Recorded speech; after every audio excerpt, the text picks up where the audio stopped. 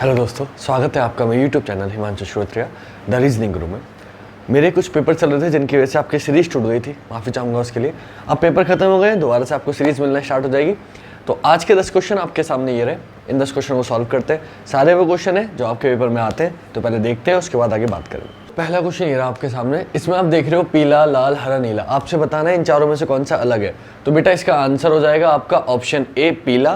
पीला क्यों हो जाएगा बच्चों? पीला इसलिए हो जाएगा क्योंकि लाल, हरा, नीला आपके प्राथमिक कलर हैं, प्राइमरी कलर्स हैं, और जो सेकेंडरी कलर है वो कौन सा है? पीला। तो आंसर हो जाएगा पीला। नेक्स्ट क्वेश्चन बच्चों, अब ये थोड़ा सा ना अलग से लगता है, मतलब बच्चों लगता है सीरीज है। सीरीज नहीं है बेटा, है ये भी आपका बेसिक नंबर, क्या नाम है, क्लासिफिकेशन ही, कि इसमें ये दिया है इन चारों में से कौन सा अलग है बताना, लेकिन ऑप्शन ये दिए। इन्हीं को पहले सीरीज के टाइप पे दे दिया, फिर ऑप्शन दे दिया। कंफ्यूज मत होना, अलग ही बताना है कौन सा है। तो अलग इसमें जो है वो हो जाएगा आपका 216। क्यों हो जाएगा 216? देखिए ये 7 का क्यूब है, विषम संख्या। ये 3 का क्यूब है, विषम संख्या का क्यूब। ये 5 का क्यूब है, विषम संख्या का क्यूब। ये किसका क्यूब है? 6 का। तो 6 का क्यूब कितना होता है? 216। आंसर कितना हो जाएगा आपका? 216। आप लोग सोच रहे होंगे मैं टिक क्यों नहीं लगा रहा। मैं टिक इसलिए नहीं लगा रहा, टिक दिख जाता है ना, तो आप बाद में रिपीट करते हो तो समझ नहीं पाता। तो अगर आप म्यूट करके देखोगे, आवाज बंद कर दोगे और देखते रहोगे वीडियो, तो आपकी समझ में नहीं आएगा कि मैं आंसर क्या बता रहा हूँ। क्वेश्चन समझ में आएगा, क्वेश्चन पे आंसर लगे हुए है नहीं। जो सुन रहे हैं, ध्यान से सुन रहे हैं, वो तो आंसर लिखते रहेंगे, और बाकी प्रैक्टिस करने के लिए आपके लिए अच्छा हो जाएगा। इसलिए निशान नहीं लगा रहा हूं ताकि बाद में भी आप इसकी प्रैक्टिस कर सको। तीसरे क्वेश्चन पे आते हैं बच्चों। तीसरा क्वेश्चन है दिनार, येन, फ्रैंक, पाउंड। बेटा बहुत अच्छा क्वेश्चन है, क्योंकि बच्चे इसका फ्रैंक लगाए थे। क्यों? क्योंकि दिनार पढ़ा है कि करेंसी है, येन भी बच्चे जानते हैं करेंसी, पाउंड भी जानते हैं, फ्रैंक नहीं सुनी होती। लेकिन बेटा ये ताज्जुब का क्वेश्चन है कि इसका आंसर फ्रैंक नहीं, इसका आंसर है येन।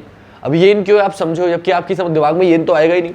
येन इसलिए बेटा, दिनार, फ्रैंक और पाउंड ये एक से ज्यादा कंट्री की करेंसी है करेंसी, लेकिन ये और देशों में भी आ जाती है ना।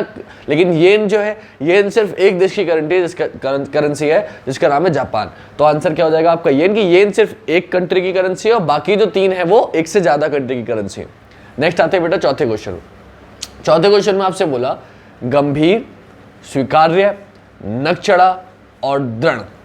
गंभीर, स्वीकार्य, नक चढ़ा और दृढ़, इन चारों में से कौन सा अलग होगा?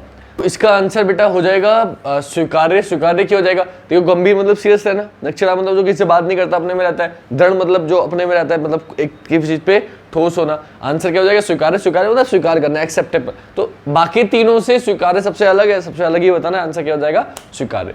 नेक्स्ट आते हैं बेटा पांचवा। पांचवे में क्या हुआ है? तो देखो ई, एफ छोड़ो जी, एच छोड़ो आई, तो जे छोड़ोगे के, यानी कि के आना चाहिए। के 2 ऑप्शनों में।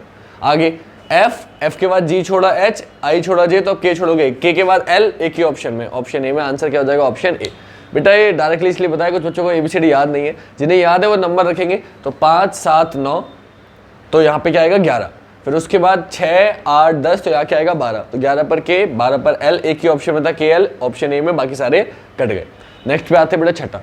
अब छठे क्वेश्चन में क्या गलती होती है?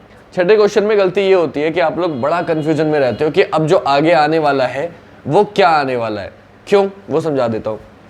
वो इसलिए बेटा क्योंकि n से m सोचते हो कि एक माइनस हुआ, फिर बोले प्लस हो गया, फिर माइनस हुआ, तो ऐसा कुछ नहीं हुआ। इसमें हुआ क्या है? देखो n का अपोजिट m, n का अपोजिट m, p का अपोजिट k, r का अपोजिट i, t का अपोजिट g।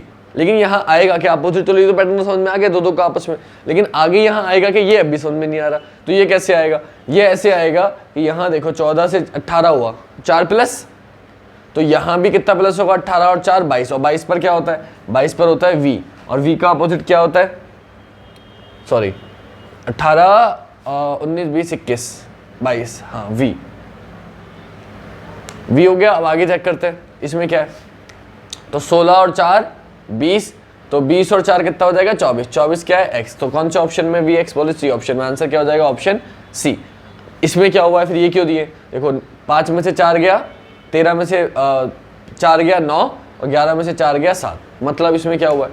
इसमें ये हुआ है बेटा कि 14 में से 4, 14 में 4 प्लस किया तो 18, और एक एक छोड़ के पैटर्न लगाया। 16 में 4 प्लस किया 20, तो 18 में 4 प्लस करेंगे 22, और 20 में 4 प्लस करेंगे 24। वी एक्स आंसर हो जाएगा। एक एक छोड़ के पैटर्न लगा हुआ है। क्लियर? तो आप ये ध्यान रखना, आपस में करते रह जाओगे तो टाइम लग जाएगा। एक एक छोड़ के पैटर्न लगाओगे तभी आंसर आएगा, वरना आपको आंसर लाने में थोड़ी सी दिक्कत पड़ सकती है। तो बहुत ध्यान से करना, वरना गलत हो जाएगा। नेक्स्ट आते हैं बेटा, ये क्या हुआ है? 0, 2, 6, 12, 20, तो 6 दूनी 12, देखो गुणा तो हो नहीं रही, अब आगे क्या हुआ है, फिर प्लस करके देखोगे, पहले 2 का गैप है, फिर 4 का गैप है, फिर 6 का गैप है, फिर 8 का गैप है, तो कितने गैप आएगा, 10 का गैप आएगा। और बीच में तब जोड़ देंगे कितना हो जाएगा, 30 हो जाएगा। क्या हुआ, पहले 2 का गैप, फिर 4 का गैप, फिर 6 का गैप, फिर 8 का गैप और फिर 10 का गैप, आंसर हो जाएगा, बीच में तब जोड़ दिया 30, आंसर हो गया 30। नेक्स्ट बेटा ये रहा AZCXEB। तो देखो A, B छोड़ा C, D छोड़ा E, F छोड़ा G, तो H छोड़ेंगे I आएगा। अब A का अपोजिट Z होता है, C का X होता है, E का V होता है, G का T होता है, तो I का अपोजिट R। अपोजिट आपको याद होनी चाहिए, मैंने काफ़ी वीडियोस में करा रखे हैं, आप एक बार चेक करिएगा। अल्फाबेट वाली वीडियो पड़ी हुई है, उसको आपको डिस्क्रिप्शन में लिंक मिल जाएगी, उस पर क्लिक करना, उसको एक बार चेक करना, उसमें ABCD भी याद कराइए और अपोजिट भी याद कराइए। आप लोग याद कर लोगे तो ये चीज़ें बहुत सेकंडों में हो जाएंगी। अब I के बाद K आया तो K के बाद M आएगा, K L M एक छोड़ के आ रहा है ना। I के बाद J छोड़ा फिर K आया तो L छोड़ेंगे M आएगा, और M का अपोजिट क्या होता है बेटा A, नरेंद्र मोदी।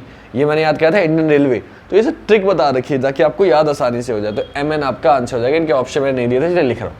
नेक्स्ट बेटा ये दिख ही रहा है, 13 था 3 था, फिर यहाँ क्या हो जाएगा 103, फिर 100 हो गया, फिर 1003 तो 1000 हो गया। मतलब यहाँ पे आखिरी संख्या 3 है, 3 को हटा के 0 कर रहा है, तो यहाँ 103 होगी तभी 3 को हटा के 0 करेगा, फिर इसको हटा के 0 कर दिया, इसको हटा के, तो ऐसे सीरीज चल रही है। तो आंसर क्या हो जाएगा 103।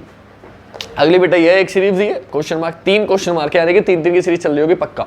पैटर्न देखते हैं क्या हो रहा है। देखो 20 17 14 यानी 3 माइनस हुआ, 11 8 5 3 माइनस हुआ, फिर 3 माइनस, फिर 3 फिर 3, सब में 3 माइनस हुआ, आप भी कर दो। 16 में से 3 जाएगा 13, 13 में से 3 जाएगा 10, और 10 में से 3 जाएगा 7। आपका आंसर हो जाएगा MJG। तो आई होप आपको 10 क्वेश्चन अच्छे लगे होंगे, है ना। बेटा मैं एक चीज़ और बता देता हूँ कि ये जो 10 क्वेश्चन मैं करा रहा हूँ ना, ये कोई ऐसे नहीं करा रहा कि कहीं से कुछ भी दे दिया। ये आपको जो बच्चे स्टेनोग्राफी की तैयारी कर रहे हैं या जो बच्चे PET की तैयारी कर रहे हैं, तो मैं बता दूं कि ये एक पूरी प्रैक्टिस सेट है। किसका पेपर का ये आपको बहुत जल्दी पता चलेगा। तो इन पहले मैं 10 क्वेश्चन करके ये करा रहा हूँ ताकि आपको ज़्यादा बड़ा ना लगे, और फिर इन सबको जोड़ के एक वीडियो पूरे प्रैक्टिस सेट की एक वीडियो बन जाएगी। क्योंकि अलग से वीडियो जो एक प्रैक्टिस सेट बनाऊंगा तो 50-1 घंटे का बनता है लगभग, क्योंकि 50 क्वेश्चन कम से कम होते हैं स्टेनोग्राफर में, है ना। और अगर आप उसकी बात कर लो कि हम PET के तो 5 क्वेश्चन, 5 धाम 50, तो ये स्टेनोग्राफर के लिए और जो बच्चे UP पुलिस की तैयारी कर रहे हैं उनके लिए तो मोस्ट इंपॉर्टेंट है। लेकिन जो PET का है वो PET का बहुत छोटा पार्ट है बेटा, सिर्फ 5 क्वेश्चन आने, तो वो इसी में से एक आध क्वेश्चन निपट जाएगा, कोई ज़्यादा आपको अलग से करने की जरूरत नहीं है। क्लियर। तो हम मिलेंगे अगली वीडियो में, आज के लिए इतने रखते हैं। जय हिंद, जय भारत, वंदे मातरम।